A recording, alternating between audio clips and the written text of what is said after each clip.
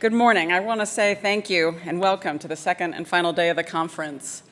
My name is Kate Staley, and I'm a research scientist at the Penn State Justice Center for Research, one of the co-hosts of this conference. I'm also one of the conference chairs, along with Doris McKenzie and Pam Driftmeyer. First, I want to say, on behalf of Doris, Pam, and myself, a huge thank you to Tom Poole and President Erickson for their tremendous support of the conference in its planning stages, the days before it kicked off as we faced off with Hurricane Sandy, and then, of course, in the actual running of it since Sunday evening's event. It is deeply, deeply appreciated.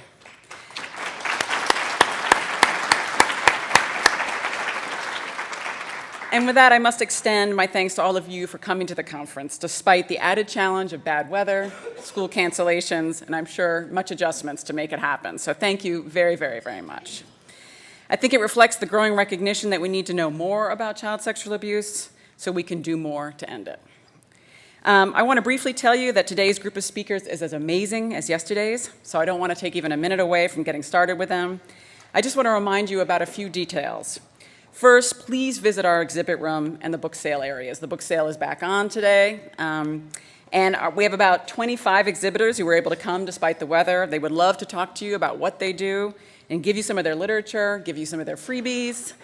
We have things like Prevent Child Abuse America, the Stewards of Children program, various Penn State-related organizations that are helping co-host this, and numerous others. So MaleSurvivor.org, 1 in 6. So please, please go over and take some time in between one of the breaks so that they have kind of more opportunity to tell you more of what they do and we can spread the word even farther.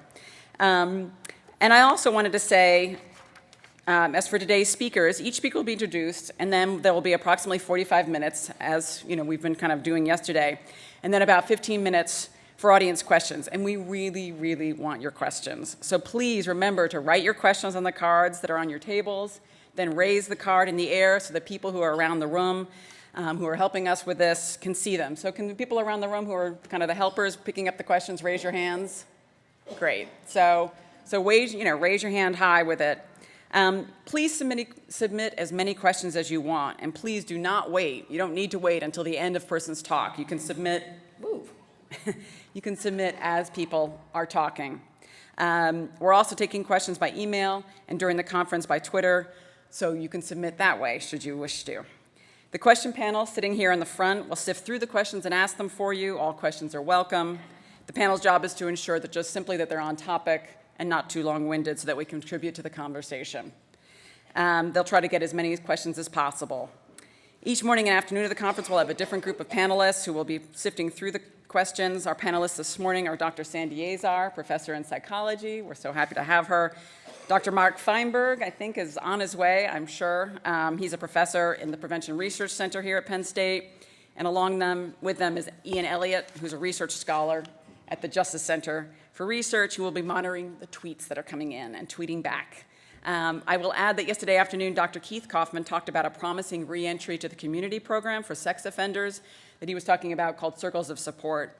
And as a chance, Dr. Elliott recently received a grant to study these programs in the United States, so we're quite pleased about that. So for our first session, which is the only change in the program, Dr. Cooper was not able to make it due to the weather. So we are sad about that. We will try and bring her back another time. But we did instead pull together a great option that we think is going to be equally wonderful. We're going to have Chris Anderson from MaleSurvivor.org and Margaret Hoelzer each speak to you for about 20 or so minutes about their experiences as victims of child sexual abuse, as well as the work they're doing now as adult survivors. So let me briefly introduce them, and then they will get started. Chris Anderson is the executive director of MaleSurvivor after joining the organization in 2007. He did this following his recognition of the extent the impact in his own abuse as a child had had on him. He has presented at international conferences, collaborated with Dr. Howard Fradkin on his new book, Joining Forces, which is available, I understand, at the book sale. And he was one of the 200-plus survivors who took part in Oprah Winfrey's special show that aired in November 2010. Finally, he's a founding member of the Males for Trauma Recovery Work Group organized by SAMHSA. And Margaret Hoelzer, and I'll introduce them both now since they'll just kind of both come on stage and then Margaret will start. Margaret Hoelzer is a two-time Olympian with 3 Olympic medals, which I must say are pretty cool. I got to hold them. A bronze and a silver in the backstroke, and another silver for her participation in the 400 medley relay. She held several world records for swimming and retired 2 years ago from the sport, although she continues to teach swimming clinics and swim lessons around the country. Abused as a young child, she told her mother several years later, and then began the process of trying to bring her accuser to justice with the help of the Children's Advocacy Center and her community. And she has subsequently become the national spokesperson for CACs around the nation, and as an adult, like Chris, is a passionate advocate for children who have been sexually abused. We will take questions for both of them after both have finished, so please send those in. I want to thank them both for appearing this morning and sharing their experiences. They are doing double duty since they appeared Sunday evening at our public forum, and we're not expecting to talk here this morning, so we are doubly grateful for their willingness to talk and for their passion for their advocacy work. Please welcome them.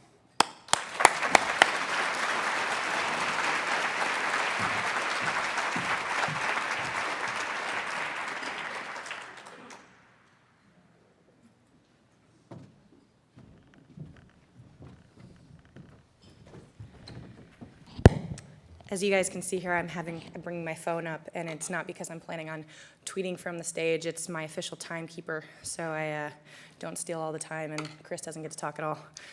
So get my timer started here.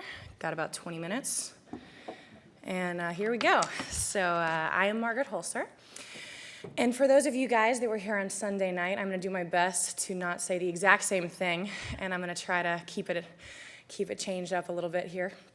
So you'll get to hear something a little bit different. So again, Margaret Hoelzer. I am the national spokesperson for the National Children's Advocacy Center. I am also a 2-time Olympian and a 3-time Olympic medalist.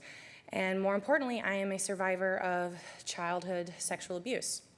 So my story of being a victim began at 5 years old. I was abused from the ages of 5 to 7 by the father of a good friend of mine as a child.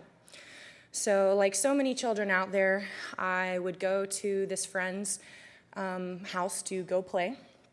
And, you know, just like many parents and many kids out there, as I was going to go play at this kid's house, the instructions I was given by my parent was, okay, listen to this friend's parent and trust them and respect them, and basically do what they say and mind their manners and treat them as if you would, you know, listen to me and your father and trust them the way that you would trust us. And kind of the underlying message is, don't embarrass me. You know, I don't want my kid to be the one kid that, you know, isn't invited over to play dates. You know, I want you to be able to go somewhere else and give me a break for a few hours. So, you know, you're kind of automatically put up into this position where you're automatically trusting this adult. So automatically, as a child, you trust adults because, one, they're bigger than you. So that's kind of the first, you know, knock against you. 2, it's someone you trust because, well, you trust your friends, and it's their parents, so that kind of automatically makes them like your own parents who you trust. And then 2, your parents are kind of giving you this pass-go card of, well, they're kind of like me because you trust me and I'm your parent, and, well, I'm telling you to trust them because I'm now telling them, you know, that they're like me as well. So kind of setting up this perfect case scenario here.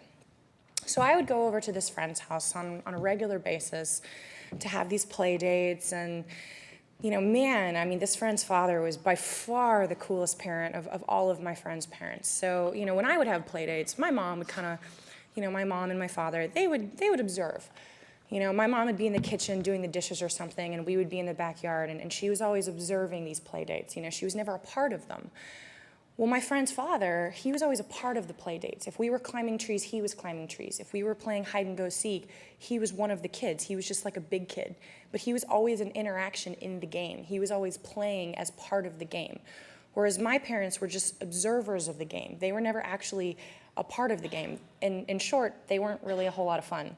So, you know, this parent was, you know, a lot better. And on top of that, on top of being a big kid, he had money and he had a car. So this was by far the best case scenario, because if we wanted to go get ice cream, he had access to that ice cream and he had a way to pay for it. And he wasn't going to say no like my parents did the bulk of the time. So again, best case scenario, obviously I wanted to go to this kid's house all of the time. So, you know, again, setting up perfect scenario. Of course, I look back at this and I'm like, wow, easy access. So anyways, this is kind of the situation, basic setup. So this abuse was going on for a couple of years. There were some warning signs, not to me, of course, that my parents could have picked up on had they had any idea, which they didn't. And I'll come back to that in a little bit.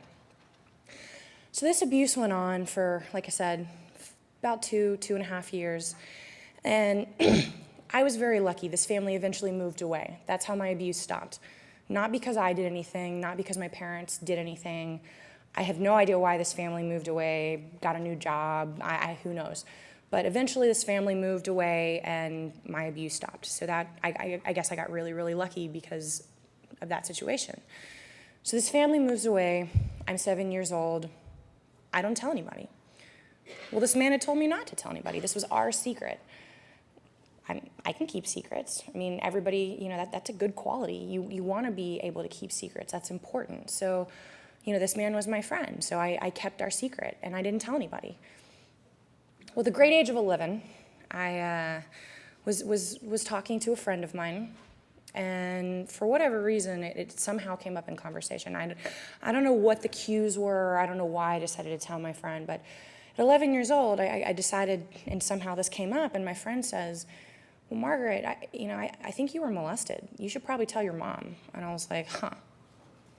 Well, I'd learned about this in school. We'd watched some videos. We actually had education in our schools in Huntsville about this. And I'd always gotten really uncomfortable when we watched those videos. I'd always gotten really uncomfortable during these classes. But I still never quite put the dots together. I never quite made that connection that was what was happening to me. I think the red flags were going off because I got uncomfortable, but I still never quite made that connection. Obviously, that education was extremely important because that education is why my 11-year-old friend knew what the term molestation was. My 11-year-old friend knew what was happening, so that when I gave her whatever it was that I said that day when we were going on a walk, she knew what it was. So she knew that, hey, something's not right, you need to tell your parents. So obviously that education mattered. Even if I couldn't quite put the pieces together, something was still going on because when I watched those videos, I was uncomfortable. So that day, I went home and I decided, okay, I'm gonna tell my parents. Well, my mother's first clue that something should have been wrong was the fact that it was a beautiful day outside. She was getting ready in her bedroom. She had this wall border that she was about to put up, and her first clue that something was wrong was that I volunteered to help. So that was probably the first clue that something was wrong. So then, for the next, however many hours, we put up the border of this wallpaper. And, I told her my story. And, I look back at this, and I'm so amazed at how in the world my mother had a clue, on how to handle this in sort of the appropriate manner. And I'll be the first to admit, I am one of those amazingly lucky kids that, my mom did everything right. She believed me immediately. She never questioned what I said, and she listened to everything I had to say. I got it all out in one take. She sat there and nodded and said, okay, we'll go on, and okay, what else? And did anything else happen? And, she didn't talk a lot. She mostly just listened, but, she would kind of give those little prodding, nudges, I guess, to keep me talking. And I don't know where my dad and my sister were that particular day, but they weren't home. And so, she just kept me talking, like I said. She gave whatever it was, those little bitty nudges. Not an interrogation by any shape of the imagination, but, just those little bitty nudges that you kind of need just to keep going. But most importantly, she didn't freak out.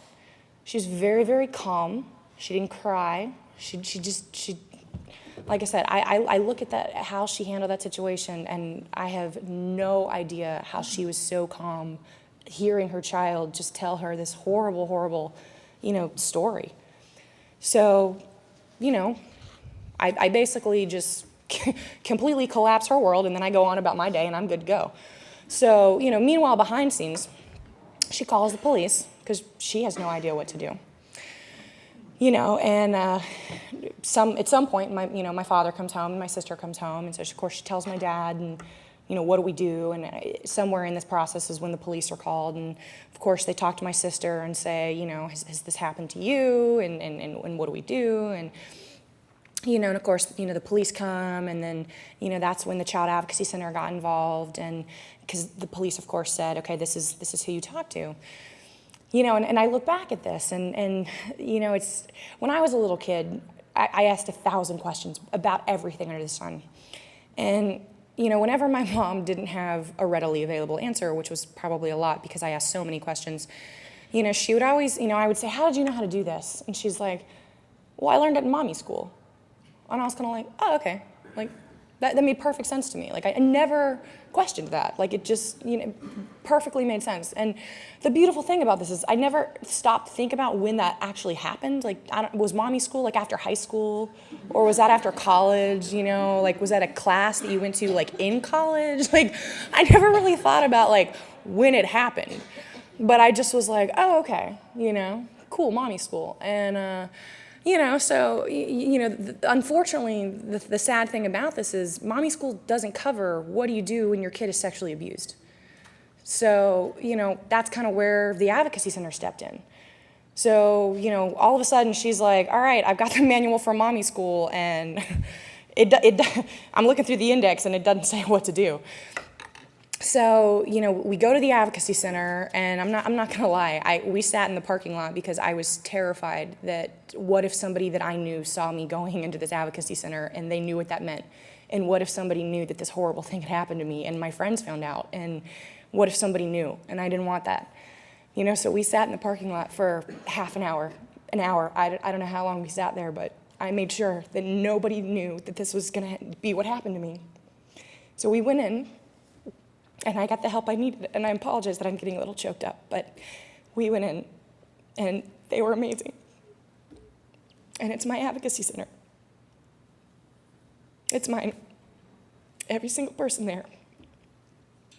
Whew, I might need some water. But anyways, so they took over, and all of the people there, and you guys know how Advocacy Centers work, so I'm not going to go into the multidisciplinary team and how all the different pieces work, but it's been amazing, as a national spokesperson, because obviously as a kid, I didn't really get to see the behind the scene things. I saw it from a victim standpoint, and I got to see, that side of it. Well, several years later, when I kind of went back to them and I said, all right, I want to help. What do I do? What can I do? How do we do this? And I got to go on the tour, and I got to see all the people behind scenes and kind of all the different cogs and how this actually works and what is this process. And as an adult, I've had these conversations with my mother about how did she handle this and what happened. And, I think, I'll tell you one thing, as important it is to tell, obviously, to tell your story and to get help, there is an appropriate time of when and when not to tell. Preferably if you can maybe not tell when your parents are remodeling their house and something's going to be permanent, that might be a good time. My mother forever, for the next 3 years that we lived in this house, looks at this border in her bedroom, which she goes to sleep to every night, and that's all she thinks about is the fact that we put this border up when my child is telling me she was abused. So, that would be my only advice is if, like I said, as a child, if you can maybe not, disclose your abuse, like I said, if they're, doing a remodeling project, maybe when there's something a little less permanent, pick and choose your timing. But aside from that, like I said, I remember my mother, she said, she felt like she was hearing this thing and it was just in this tunnel and she was hearing it from this long distance, like I was this little bitty tiny voice and it was far away. But she just had this instinctive gut, like, this might be my only take. If I'm in a movie, this might be the only cut. This might be the only chance I have to get her to say it. So don't panic and get her to talk. And, like I said, I don't know that I'm overly religious, but I believe in something's up there, and I think somehow that gave her the strength to do it. And then she got to the Advocacy Center, and same kind of thing. She said, okay, I don't know what I'm supposed to do, and if you guys can take over, that would be great. And again, as a parent, she just talked about what a relief it was just to have this team of people come in and take over. And she didn't have to be in the driver's seat, So like I said, before I walk out of here, and I'm going to do it right now, I want you guys to all pat yourselves on the back because you guys are in the driver's seat. And that is so important. It's so important to the victims, but it's so important to the parents. So if you guys can just give yourselves a round of applause right now, I mean, it's huge. And that's coming from myself, and that's coming from my mother.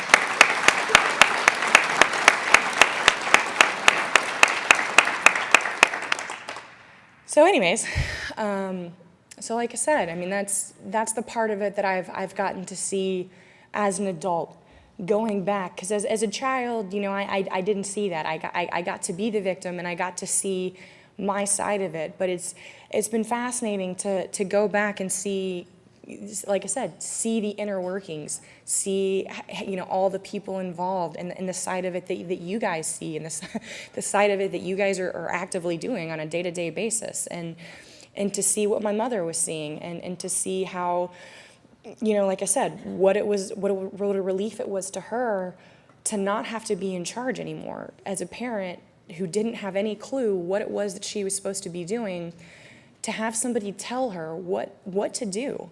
You know, like she said, you know, as a parent, 90% of the time, she wanted to be in the driver's seat. She wanted to be in charge of what I was doing. But this is somewhere that she was happy to admit that she had no clue how to handle this. And she wanted someone to tell her. She wanted someone to say, okay, we're going to take over, and we're going to do this, and this is what you're supposed to do next, and this is how you handle this. And when you go home today and Margaret has no idea what is up and what is down, this is how you're going to act, and this is what you're going to do, and this is how you're going to put your life together again as a family. And that was comforting. And I never knew that. You know, I didn't see that side of it. All I knew was that we went home and we tried to put my life back together, and we tried to not pretend everything was normal per se, but we tried to start a normal life again. You know, we tried to make an 11-year-old girl who went from acting like a normal 11-year-old girl who all of a sudden was terrified to stay home alone. And we tried to make that normal again. We tried to figure out, how do I become normal again? And what is normal? I don't know that anybody really actually knows the answer to that. But, you know, we tried to figure it out as best we could. And that was because I got the help that I needed, you know, and that was because, you know, maybe I didn't get it right away at 7 years old, but I got it as soon as possible when I actually disclosed. You know, my parents did go through all the proper legal systems, and unfortunately, you know, my abuser, he was, you know, arrested, and my case, we tried to go to court, lack of evidence, it was thrown out. Unfortunately, that happens. It happens a lot. I didn't understand that. You know, at 11 years old, everything's pretty black and white. If you kick somebody in school, your teacher doesn't sit there and say, you didn't break his leg, it's fine. They say, well, you kick somebody, that's not cool. You're going to get detention, or you're going to get suspended, or whatever. You know, and so, you know, I had a hard time with that, because I was very black and white, and I'm like, well, something happened. What's going on here? Why doesn't this, you know, why doesn't it make sense? Luckily for me, at this time around, I was getting my start in swimming, and I was becoming fairly serious about swimming at the great age of 11 and 12, and I did act out. You know, like so many kids that go through abuse, I did act out, only I had a positive way that I was acting out. In much the same way that Sugar Ray was beating up on people, I was beating up on the water. So I wasn't beating up on a physical person, but I was beating up on a mass, so to speak. And, you know, I would go to practice every day, and I would cry, and nobody would see me, because I could put my goggles on, and I could do it, and I could do it behind sort of closed doors where nobody had to see it. And I could get angry, and I could just expend all of that energy and get rid of it. And luckily, it was in a really positive manner, and it wasn't in a, like I said, in a negative way. Obviously, that wasn't something that I did on purpose. It just sort of happened that way. But, you know, I did go through all of those sort of acting out traditional ways that we know kids kind of go through. It just happened that because I sort of happened to be getting into swimming around the same time frame, that luckily for me, it did come out in a positive way. And this did end up resulting later on in life in positive things. One of the things I realized later on in my swimming career, one of the things I realized going down in my path was I figured out I was a survivor. And I figured out I had a mental strength because of that. You read articles about cancer survivors. You read articles, at least I read articles anyways. You read articles about people that have been in these horrific car crashes and these horrible things in life. And they're proud to be survivors. Well, I am proud to be a survivor. And I figured out early on that I had a strength because of that. And I used that in my athletic career. I would stand up on the blocks as an athlete, and I would look around at the other people, especially at an early age, because I figured at that point in time, maybe when you're a little older, a lot of people have been through a lot of terrible things, but I kind of figured at an early age, not a lot of young people had been through a lot of terrible things.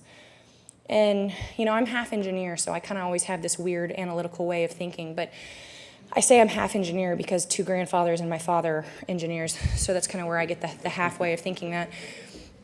But I would stand on the blocks and I would look around at people and I thought, you know what, I've been through something, I have survived something, I am mentally stronger than everybody else here. And that helped me as an athlete. And, I am an Olympian for a reason, and that was because I was mentally stronger than a lot of people. So I am proud to be a survivor, and I am proud of my Olympic medals because being a victim, and learning how to survive something got me to where I was today. And that I don't think there's a reason why other victims of sexual abuse can't have that same power. There's a lot of us out there. And I think we need to learn how to use that, and I think we need to learn how to stand together. If survivors of cancer can stand together and be proud of that, I don't think there's a reason why survivors of sexual abuse can't do the same thing. It's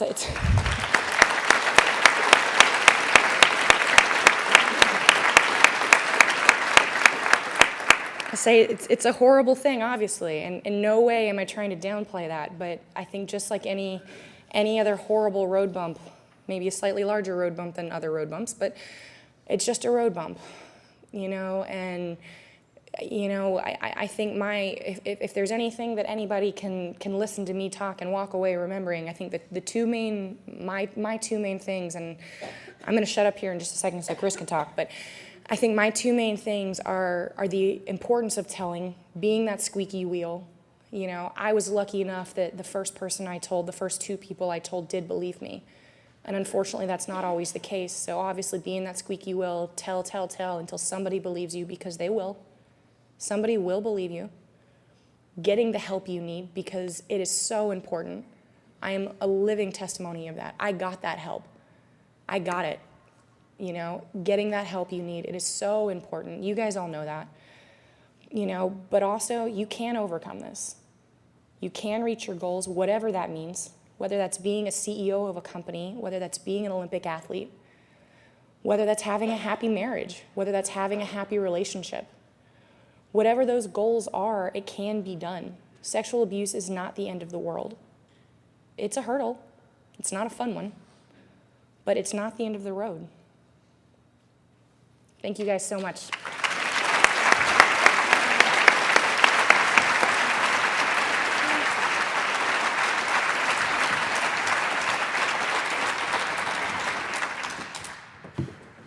Okay. Thank you, Margaret. Thank you, everybody. Usually when I give a talk, I like to start by breathing. Self-care is extraordinarily important in the work that we all do. So I want to invite everybody just to take a second, put your feet on the ground, get rooted in your chair. We're just going to take one deep breath together. And we're going to breathe in and breathe out.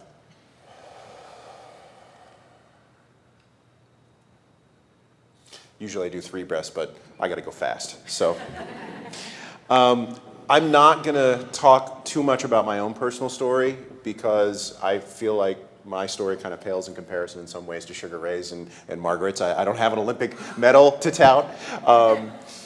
But in all seriousness, every survivor's story is very important. And one of the things that I really want to acknowledge at the very start today is I really want to thank Kate and Pam and Doris for making sure the survivors' voices had a place to be heard at this conference.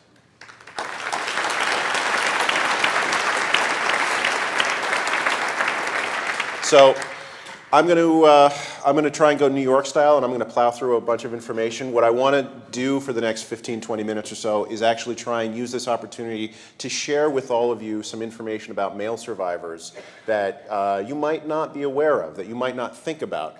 You know, we're still kind of an unknown quantity in the world because our stories are only just being heard.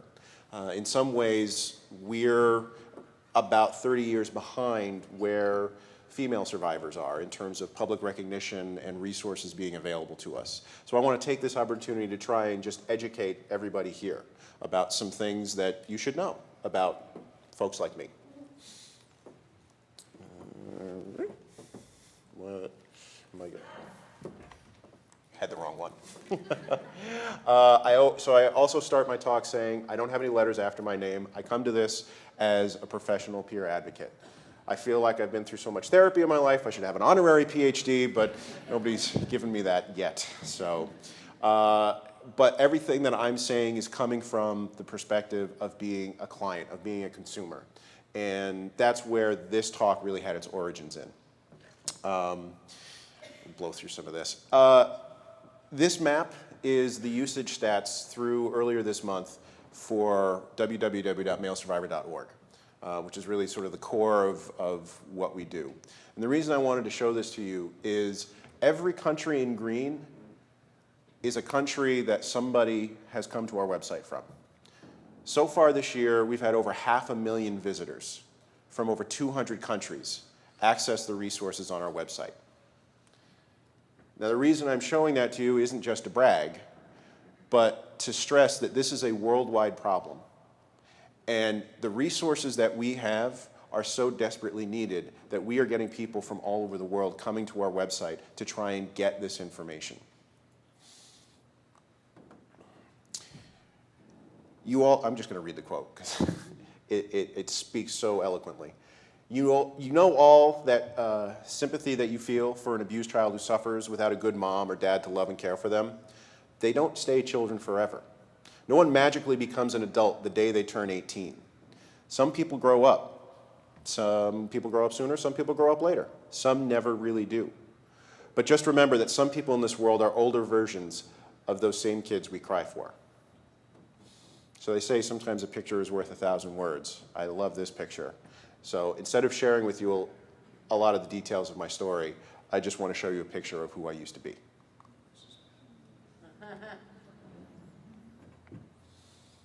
That's who I am on the inside.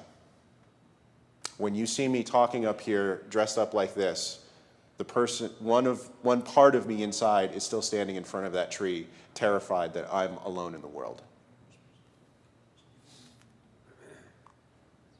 So I have a couple of different talks. I'm not going to go through all of these points. I'm only going to highlight 2 of them real quickly. But these are all important things that I think it's always important to keep in mind when you're working with male survivors. So the first one I'm going to talk about real quick is we are individuals. Every single survivor's story is different. And it's really important to keep that in mind when somebody comes into your office or when you're doing research, when you're asking questions, when you're doing intakes. We're all going to come in with unique stories. And sometimes it's easy to try and lump us into a group. Okay, oh, you're a sexual abuse survivor. Oh, you went through physical neglect. Oh, you went through. And then you start thinking about, okay, well, these are some of the tools that maybe you need. It's important to allow us to be able to share with you our stories from our perspective and our way. I read an article about a pair of veterans who were injured in the exact same explosion, in the exact same battle. They were standing right next to each other. One of them, after treatment, went through a couple of weeks of rehab and went back out to the front and was more or less fine. His buddy, who was standing right next to him, exact same injuries, spent years and years and years dealing with PTSD and the long-term effects of being, and was never quite able to come back. Why? What is it that allows people who have the exact same injuries to have such different stories of recovery? And that's something that we need to be aware of, that sometimes the exact same injury causes remarkably different impacts. So again, every single survivor story is unique, and it's also important to stress there's absolutely no hierarchy of abuse. What I went through, what Margaret went through, what Sugar Ray went through, what other survivors in this room went through. My story, I remember being sexually abused once by a neighbor. It might have happened more times. There was a lot of dissociation, and there are parts of that time of my life that are fuzzy. But I remember one clear instance of being sexually abused. I have a lot of friends, members of my men's group, who have been through systematic abuse for years and years and years. And they have shared with me that what I've gone through is just as deeply wounding to me as what they went through was to them. And that was really hard for me to accept for a long time, because I want to minimize, so something that a lot of men want to do. We want to minimize the pain. We want to minimize our own stories. It's not, the story itself is not what's important. It's the impact that that trauma has on our lives and who we become. Flexibility is really important. A lot of different survivors are going to respond to different kinds of treatments. I tend to be a talk guy. CBT and talk-based therapies have always worked really well with me. I don't know, I like to gab. There are other guys I know, though, that are much better with body-centered things. They need to be brought back into their body. Meditation, yoga, things like that can help them process the trauma much better, and it allows them to sort of stay more present and in the moment. We don't really know what healing looks like, and that's something that I really want to encourage all of us in this room to be thinking about. We're really good at diagnosing things that are messed up, and we're really good at putting people into categories and having different questions on the intake forms to make sure we're identifying every single little niche. What does healing look like? Does anybody ever have on the intake, do you feel good today? One other really key thing, although we all are individuals and we all have individual stories, when we're dealing with male populations, it's very important to understand that there are some unique points about working with male survivors that are very good to keep in mind in a general way. For instance, most men disclose in stages, just like children do. Whereas a lot of female survivors, once they're in a safe space, they tend to open up and they're able to speak more about more of their story. Men, it can take years for them to fully disclose everything that goes on. So it's very important to make safe spaces for healing to begin. And that's something that we do at the Male Survivor Weekends of Recovery. There's a great group in Canada called Men Healing, which I'm going to show a quote about in just a second, to sort of reinforce why it's so important to have targeted male-focused or male-informed therapies. So why is this important? Jennifer Hopton up in Toronto just published this study, and it's a long-term study following the progress of a number of survivors who go through this men's healing program. The results from this study show that significant improvements in post-traumatic and depression symptoms over the course of the MH program. 20 to 38% of the participants exhibited reliable improvement of symptoms of depression and post-traumatic stress. And this is something. This is a treatment that goes through a couple of 12-week cycles. So it's really key, and you see, it's so important, it's so effective to have very informed, very targeted types of treatment available that really do focus on and understand. There's special things about male populations that we need to understand. And I'm sorry I don't have more time to share all of that with you, but I'm happy to come out and talk about these things, at other times. The other point I want to stress, the elements of recovery. I look at recovery as having three main elements. When I talk about recovery, I'm talking about recovery from abuse and trauma in all its forms. And this is universal. This is, I think, key for Margaret. This was key for Sugar Ray. Everybody I know who has gone through recovery and who's gone through a healing process has needed these three things: hope, healing, and support. So I'm going to define each of those terms very, very clearly because they mean something very specific within the context of recovery. Hope and support, I think of as sunlight and rain. They are things that come from the outside that we need in order to be able to grow. Hope, in the context of recovery, means specifically the knowledge that healing is possible and that I, as a survivor, am not alone. That's a piece of information that I'm not going to have, and that's why it has to come from the outside, because my worldview, my view of myself, was shattered by the abuse that I experienced. Most survivors have almost no hope whatsoever. The best we can hope for oftentimes before we start a healing process is just to make it through the damn day. Support itself, specifically in the context, I'm talking about support on both personal levels and professionally informed support. We need to have both people in our lives who help hold us up, help continue to provide that hope, give us reasons to believe in ourselves, but we also need the informed support of professionals who know how to help us. When we have hope and support, then we can do the hard work of healing. And healing is internal. Healing is on me. Healing is on the survivor. And we're not just talking about put a Band-Aid on it and wait for it to get better. When we're talking about emotional wounds, we have to do, it is a proactive, very, very involved long-term process.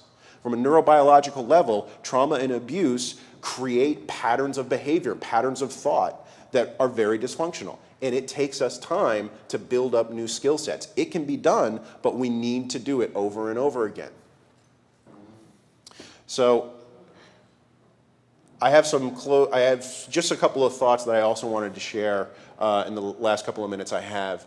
Sort of these things that I've been thinking about in some of the conversations I've had with people over the past couple of days here. First thing, and I sort of touched on this at the beginning, survivors and our partners in healing need to be talking to one another. We need to have these conversations. We have to be a voice that is informing all of your work. And that's something that doesn't always happen, especially on the academic side.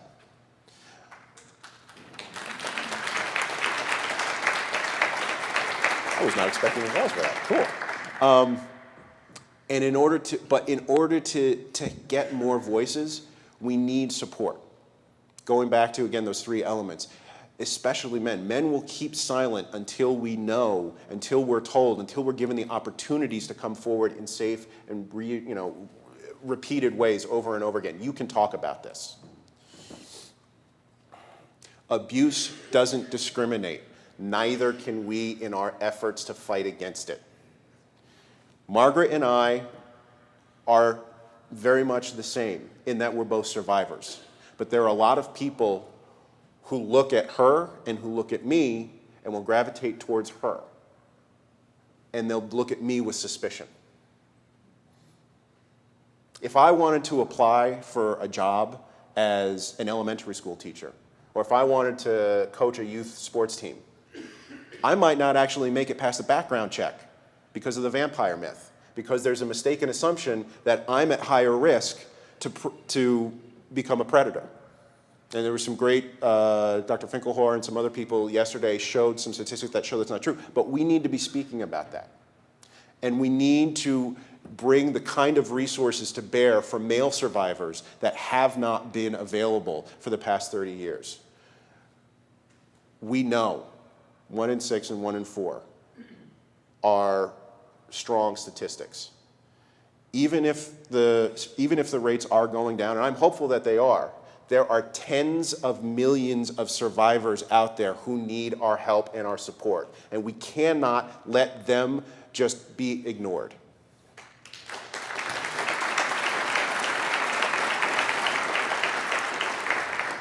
No more silos. We all are working together in this. Abuse is the issue. Not physical neglect, not domestic violence, not human trafficking, not sexual abuse of boys or sexual abuse of girls. It's all abuse and trauma, and we're all working to try and find ways to improve this. We need to be building bridges. We need to be more partnerships.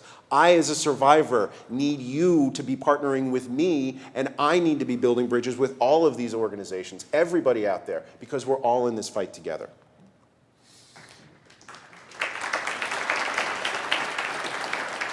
The last point I want to make, I loved Keith's point yesterday, the image of the dangers are upstream, but when we're talking about sexual abuse, the dangers are hidden from our view. We don't see as clearly as a broken bridge or people falling into the river. We don't see all of these people who are coming downstream until much, much later on. If we're looking upriver, all of the survivors tend to be silent. We only see them when they're drowning later on down the road. And I think it's important for us to be mindful of that, because we need to be supporting and encouraging survivors to speak, and we need to be more actively going out and looking for these dangers, because they're not going to be obvious to us all the time. Oh, and my last thing. Actually, I have two words on terminology. First, and I mentioned this to Margaret the other day, most survivors automatically start using language of ownership, my abuser, my abuse. Abuse is not something that we own. It is something that was done to us. I never say my abuser. I always say the man who perpetrated against me or the man who abused me. And I encourage you to encourage the people that you're working with and any survivors that you know. Try and encourage them to get out of that language of owning the injury, because it's not ours. We don't own it. We're not responsible for what was done to us. And the last thing, I hate the word pedophile. I cannot stand the word pedophile. Part of it is because I studied some Greek when I was in college, and the root of pedophile, philos, is the Greek word for love. There is nothing loving about abuse. And when we use that term, we're actually minimizing what is being done. When we use that word clinically, even if somebody doesn't know that philos means love, that root is so common in our language. Philosopher, philosophy, all the, filmophile, francophile. Everybody knows that means it's something that you like or feel positive about. Why? Why do we use a term that minimizes and makes people think, oh, well, okay, this is just something that people like. People like children. So I would really encourage us to move away from that term, because I think it's a really minimizing and harmful term. So here are some great resources for more information about male survivors. Obviously, our organization's website, MaleSurvivor.org. Peter and Todd are here from 1 in 6. They're a great organization as well, and just a lot of really great information here. So I know I'm running out of time, and I want to leave some time for questions. So thank you all very, very much. I really, really appreciate it.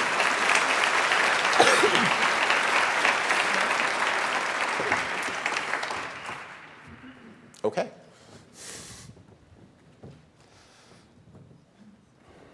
The first question.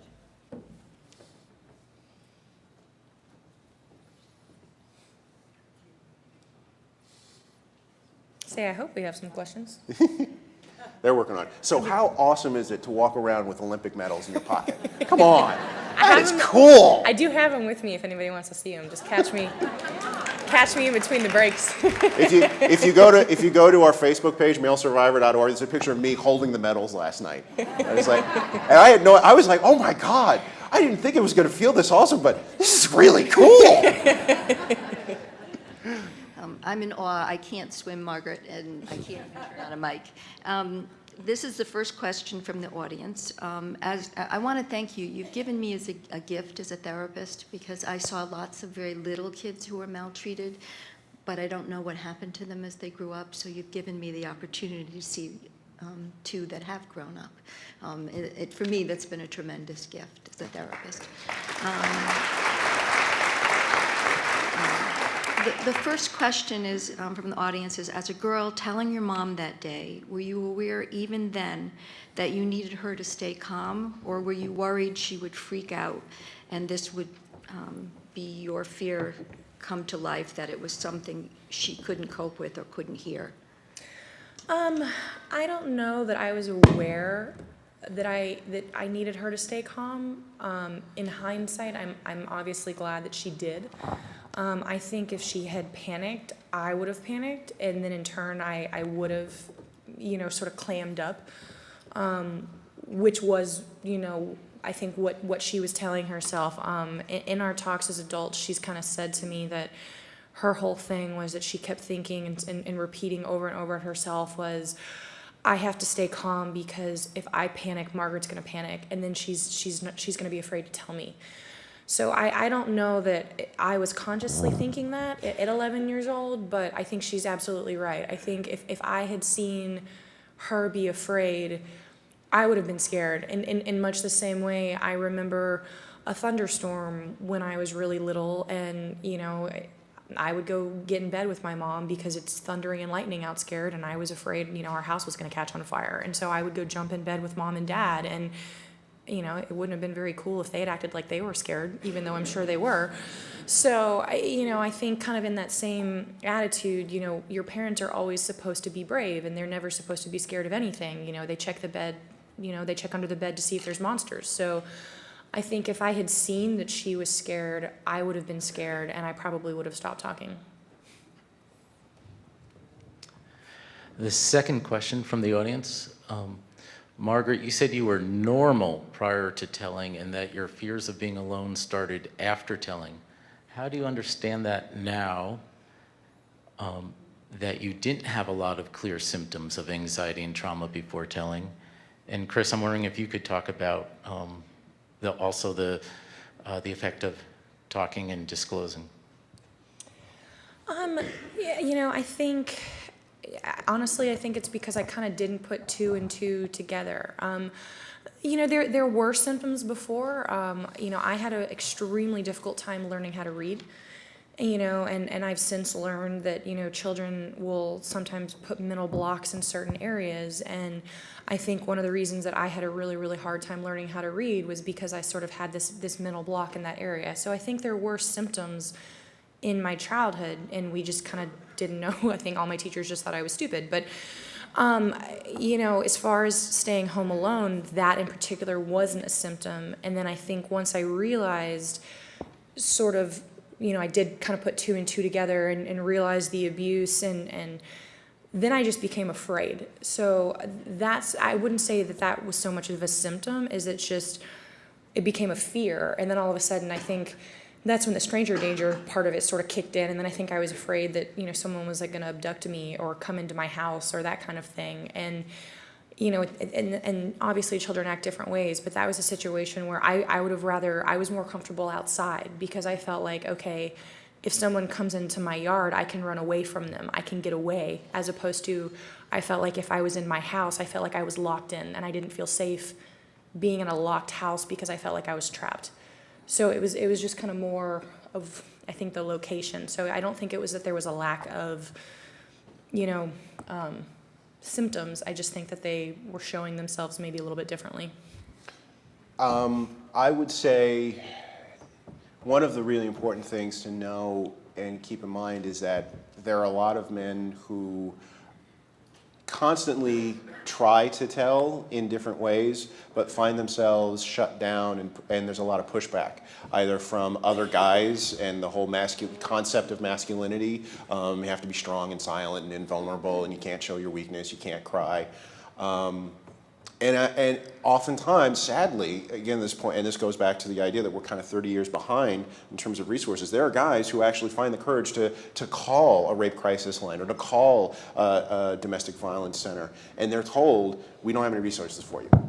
And that's a hugely damaging, statement. At the very least, okay, maybe if you don't have resources, can you at least point them in the right direction and give them something? Give them, it's the responsibility of everybody here to be providing the hope and the support. And it's not very supportive to tell somebody, sorry, I got nothing for you.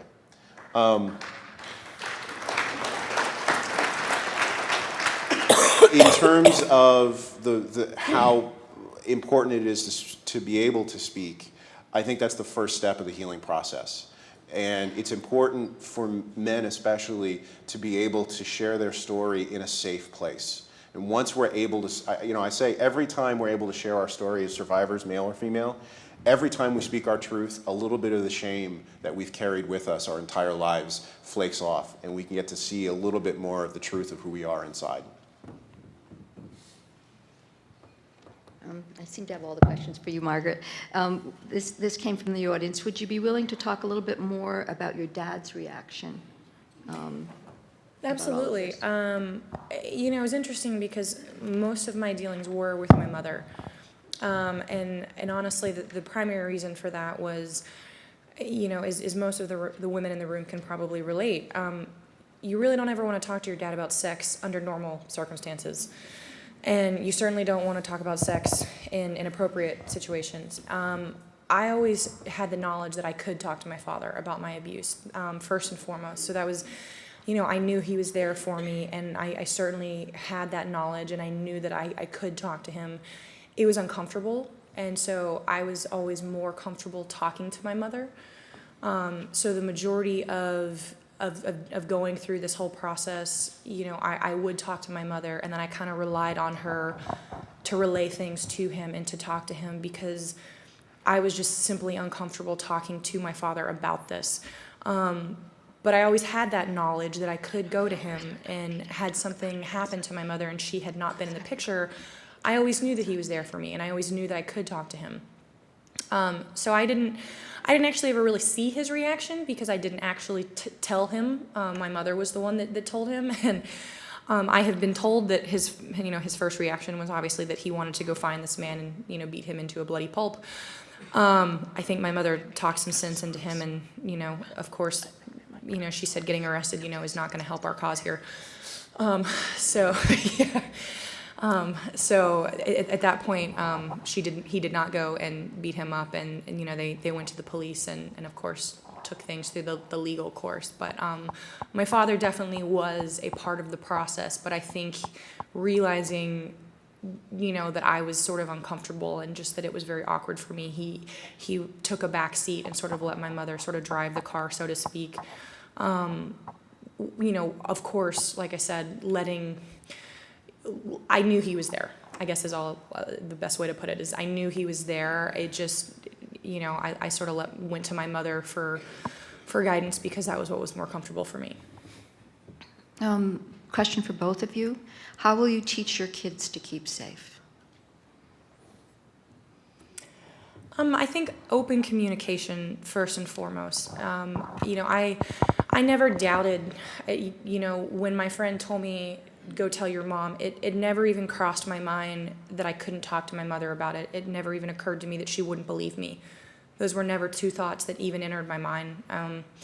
So I think the fact that I knew I could talk to both of my parents, and my mom happened to be the one home that day. I think if my mom hadn't been home, I probably would have told my father first. But I think the fact that I knew that I could talk to both of them, and it never even, like I said, entered my head that I couldn't, that's extremely important. And the fact that I could talk to them about any of them. I told a funny story on Sunday night about how I came home in 4th grade and asked my mom what a condom was, and I'm sure she was terrified and, oh my God, how do I answer this? But, I genuinely had no idea what it was, and she didn't freak out, and she answered my question, and, I went about my day, and, it was no different than coming home and asking, what a cupcake was. It was just a question, and, it was no big deal. And I think the fact that I knew I could ask about anything and that communication was open is just extremely important, and just kind of, again, that open communication is huge. I would echo every single thing that Margaret said. So I'm actually going to take a slightly different tack in response to that question. I don't have any children, and it's very likely I probably never will. And part of that is because of the trauma. I don't feel, I'm still so much at a kind of a raw point. It's difficult for me to be around kids, not for any of that, I don't trust myself, or I feel weird. I just don't know how to relate to kids. I was not very relatable when I was a kid, and that's something I think I've carried forward throughout my life. So it's actually very difficult for me to even see myself being a parent. Sometimes that's tough for me to think about. In a related area, there's a question for both of you. How did your abuse experiences impact your ability to trust, especially with regard to adult romantic relationships? That's a good question. My first marriage imploded quite spectacularly, and a lot of the reason was because I could not trust anybody in my life, and I didn't really start developing that skill until I was finally able to do the healing from the abuse. And it just didn't, I wasn't even conscious of the fact that I didn't trust anybody. I just had normalized keeping everybody at arm's distance because that was the way I felt safe. So it's kind of hard to have a successful romantic relationship when you're keeping everybody like that. I'm remarried. My wife is amazing. We started our honeymoon on a MaleSurvivor weekend of recovery, so it's but it's still something that I struggle with on a daily basis, being able to trust people and being able to trust myself that I'm worthy of her love and support and the support of my friends. And you know, she tells me every day that I love you, and it's hard for me to take that in sometimes. I would agree. I am not a trusting person to this day. And I was an extremely slow bloomer. My first kiss, I was 20 years old, which I think we can probably agree is slightly later than the norm, especially given the stats yesterday. What was it, 14 and 15, I think, was when everybody was apparently having sex. So, you know, I was 20 years old on my first kiss, so I was definitely a little behind the curve. My first boyfriend, I was slightly before I was 28 years old. I'm now 29, so I was definitely very untrusting. And as an athlete, you know, everybody always said, well, oh, you know, you don't have time to date. And it was a very easy excuse to sort of latch on to. So, you know, the reality is, you know, there are plenty of athletes that date and do many of other things. So, you know, the reality is I wasn't dating because I was terrified, and I was extremely uncomfortable being put in situations where people were hitting on me, and I had to deal with any of that. So I didn't. I didn't want to deal with sex. I didn't want to deal with adult relationships. And so I just sort of latched onto that excuse of, yeah, I don't have time. And the easiest way, like I said, the easiest way to not be put in situations and to not have to deal with it was just to simply ignore it and to kind of shove it under the rug and not deal with it. So that's what I have done with the bulk of my life. And I'm still sort of dodging those landmines as we speak. And I want to also say one last thing. The focus is on us because we're standing up on stage and, you know, the spotlights are on us. But you know, one of the things that my wife shared with me at the very first day of the weekend we went to together, and it kind of blew my mind when she said this. She said, you know, and she's a survivor of domestic violence herself. She had a boyfriend beat her up a long time ago. She said to me, you know, I'd never realized until this moment, but the man who abused you abused me, because of the way in which it's impacted my ability to interact with her. And we don't necessarily think about that. We think about, okay, how did the abuse affect my ability to interact? But, you know, we also have to realize that this spreads, and the damage that abuse does, it's not just to the survivors, it's to every single person the survivor interacts with. And I mean, when we start thinking about it in those terms, I think it's fair to say, you know, this is why this is a public health crisis. You know, the statistics are staggering. And even if the rate's going down, like I said, we've got so many people who are impacted by this, and it's affecting how we interact with everybody else. So Maybe this is a good question to follow up on that. As a survivor, how do you keep your family and friends, help them to work through the horrific event that happened? And how do you help them understand that your life needs to be somewhat normal, even though I can't read the word, they said, your loved ones want to protect you? I said to my wife on our second date, I disclosed everything. And future, that may not be the best time to disclose. She said, not that you're ever going to be dating again, but just so you know, next time you might want to wait till the third date.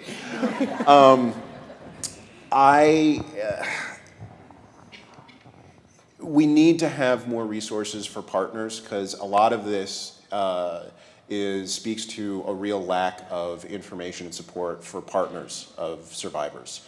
And that's one of the things that I'm actually working on a lot with MaleSurvivor. We have a friends and family forum on our website. I'm going to be doing a presentation at our upcoming conference in New York City on things partners of survivors should know. And that's I think a real big key is helping to educate and inform the people who are close to us about what happened to us, but how, more importantly, the ways in which it impacts our life and our ability to interrelate with other people. And yeah, I mean, there are some things that my wife, you know, that's just part of the normal functioning of a relationship. You have to negotiate and figure out there are some things I'm overly sensitive to, there are some things we need to communicate better on, and that part of it, I think, is sort of normal, you know, relationship work. I pretty much agree with all of that. Yesterday, we saw some statistics that showed only some survivors would receive a diagnosis of depression or PTSD or other kinds of mental health diagnoses. But do you think those who would not receive diagnoses are also suffering? I would agree with that.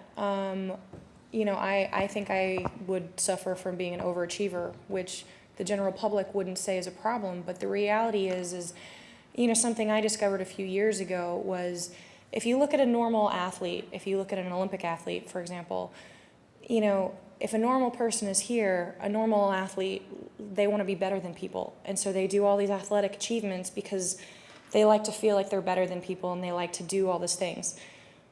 Well, I was always an athlete because I felt like everybody was here and I always felt like I was down here. And so I had to be an Olympian just to feel normal. So I had to overachieve out the wazoo just to feel like I could sit at a table in a room full of people and feel like I was good enough. So I think that there are a lot of people out there just like me who overachieve to such an extent just because they're trying to get self-confidence and just because they're trying to feel good about themselves. And our society tells us that that's a good thing. And it's not a bad thing, certainly, but I certainly think you can look at that and you can look at all the athletes out there that have depression and all, you know, drinking problems and all of these other things and that don't feel good about themselves. And I think that, you know, they develop other problems. And I've had psychologists look at me and say, wow, how did you not develop drug problems and alcohol problems? And I'm like, wow, well, I don't know what that says about my life. But, you know, but the point is I think that there are a lot of other issues out there that, for whatever reason, maybe don't develop into something else. But absolutely, I think there are other issues out there that we have as survivors that, you know, maybe they're underdiagnosed or they're not diagnosed at all, but they're still out there. I would say dysfunction hides in many forms. Absolutely. And as a specific example, when we take, you know, we look at anger. Anger exists on a spectrum, especially for male survivors. Obviously, we have a lot of anger, but many of us can't access it. For instance, I was in group therapy when I was 5 years old because I was acting out so much in school, having violent temper tantrums. I was uncontrollable because it was the only place in the world where somebody was paying attention to me. And I just had no concept of how to, you know, emotionally interact with human beings in a normal way. And one of the things that I got trained how to do in some way, I still don't understand fully how it happened, but I remember going in, having all these wild temper tantrums, and I came out, I didn't have temper tantrums anymore. And one of the biggest challenges for me has been learning how to harness my anger in a healthy way. You know, anger, like I say, anger is on a spectrum. There are some people who their anger is very clear because it's all outward directed. But for me, I was just as angry as somebody who's, in uncontrollable rage, screaming at people all the time, convinced the world is against them, except I was putting all that anger inside of myself, and you couldn't see it from the outside because I wouldn't communicate it. So I think there are times where if we're not aware of that and we're not looking for more clues in terms of like, okay, this person may look like they're put together on the outside, but maybe we have to ask deeper questions of what do they think about themselves, how do they see themselves, how are they interrelating with other people. You know, I graduated from 4 years in one of the toughest undergraduate educations in the world. I wrote my undergraduate thesis on Hegelian philosophy. I was convinced I was the stupidest person on the face of the planet for the longest time. But nobody would know that because I wouldn't talk about it. And my part two to that is, you know, I do swim clinics in addition to public speaking, and I tell kids all the time, I'm like, you know, in athletics we use this great word called determination, and determination is just being, you know, it's good old-fashioned being too stubborn to quit. So, same kind of thing. It's, you know, you're upset, you got a lot of anger, that's where stubbornness is, so. Yeah. I'm German. I was real stubborn. I was very, very stubborn, and I had a lot of anger, so enter athleticism. Okay, I think it's time for our break. We'll have a 15-minute break. Thank you both for sharing with us.